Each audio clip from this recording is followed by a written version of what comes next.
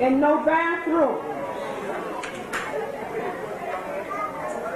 If you didn't see yourself, you need to go home and do some mirror study. See, that's us. That's me. Now, one thing about New Orleans, it has a lot of basic black people. That's right. So some people might look and say, well, that ain't me. Think about it. People we look at and say they're Jewish, Hitler looked at them and said, you're not white because of where you came from. Semite means mixed race, half black and half white.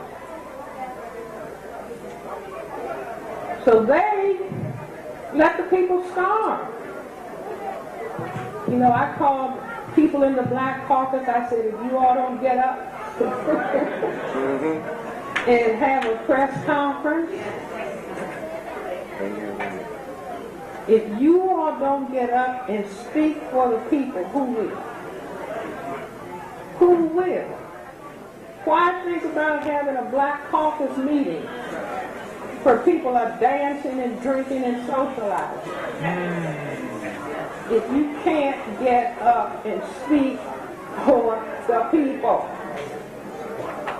I called Senator Fisk's office. I said, I'm a physician, and I'm talking to his secretary, and he's a physician. You know people need water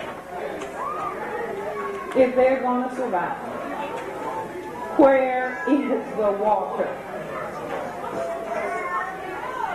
You see, but don't ever let those images get out of your mind. Because on the second page of that third page of the handout,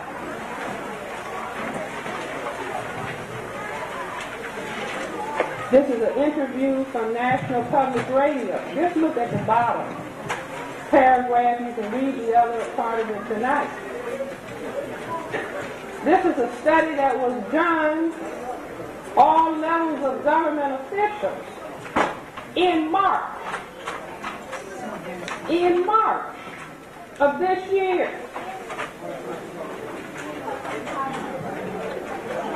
And they determined 112,000 households the people wouldn't be able to get out of a flood if a disaster came in New Orleans. So they knew. That's right. They knew what would happen. See, now this is what you got to chew and digest. See, they were so busy talking about looters, rapists, murderers, refugees, criminals, when you've never seen that number of people standing quietly, patiently waiting. I called CNN and Fox. They might have had to take me to say it. You know, how dare you call these people criminals? See, but we had people, oh, they're looting. That's right. But the white people were finding food. That's right. See, but the reason that our brain computers go in that direction is because we have been trained to hate blacks. Hate ourselves, hate one another, and it's hundreds of years deep. See, it's hundreds of years deep. And when the black people in the 1960s started talking about black pride, you know, people are giving their lives to get voting rights. Giving their lives, and out of that came black power, black pride, black self-respect. And the powers that be said, and they actually went around. I was here in Washington, Black Power days, and they would come up with a mic. What do you all mean when you say Black Power? We really didn't know. You see, but just words, Black Power, Black Pride, Black Self-Respect. But they understood, and they said, we got to kick this in the head. We've got to make them movie stars. And we will make them call each other niggers and be glad to be pimps and prostitutes and drug dealers. And that will knock any concept of black pride, black power, and black self-respect in the head. And so then it moves up another generation. Oh, what we'll do with these young people, and older people too, we'll have them call themselves niggers, and bitches, and whores, and dogs, and thugs, and gangsters. Now when you see those people standing without food and water and shelter, they had trained us to say it's all right to call us niggers. We're niggers. We're thugs. We're gangsters. We're life unworthy of life. That's a phrase that came out of Nazi Germany.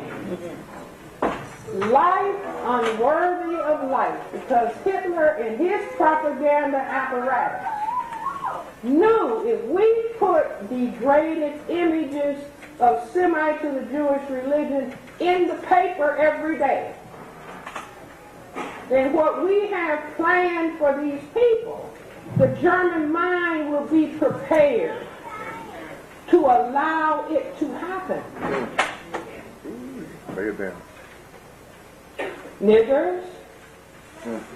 See, that's what niggers are supposed to be, the people who are standing on the road dying without anybody caring about their lives. Little babies separated from their children. I called the White House today and said, whose decision was it? That's right. To separate the children from the parents. Right. And not know who they were.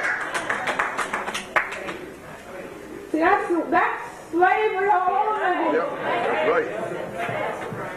Right. See, but anybody who danced to nigger, bitch, whore, dog, bow wow, you got to stand up and say, I take responsibility for my part.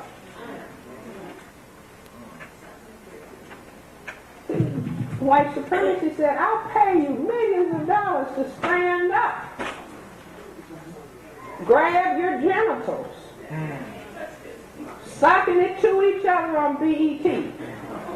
Then I can end up calling you rapists, murderers, in the presence of me killing you. But I'll have the whole world looking at you as a criminal element. And I paid you a lot of money to help me do this to you. But you didn't understand racism as a system, so I could do it to you. And make your bling bling so important you can't even see what's happening. That's real. So we have to give the system A plus. A plus. So let's talk about what racism is.